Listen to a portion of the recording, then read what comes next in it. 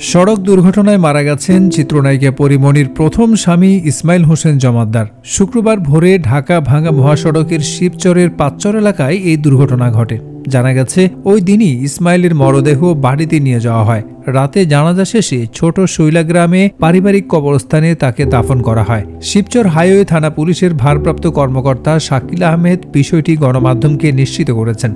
নিহত ইসমাইল জমাদ্দার মঠবাড়িয়া উপজেলার মিরুখালী ইউনিয়নের ছোট শৈলা গ্রামের ব্যাংক কর্মকর্তা জাকির হোসেন জমাদ্দারের ছেলে এবং ঢাকাই সিনেমার জনপ্রিয় চিত্রনায়িকা পরীমনির প্রথম স্বামী। নিহত ইসমাইল হোসেনের চাচা কবির হোসেন জমাদ্দার বলেন, বৃহস্পতিবার রাতে বাড়ি থেকে মোটরসাইকেল চালিয়ে ঢাকা যাচ্ছিলেন ইসমাইল।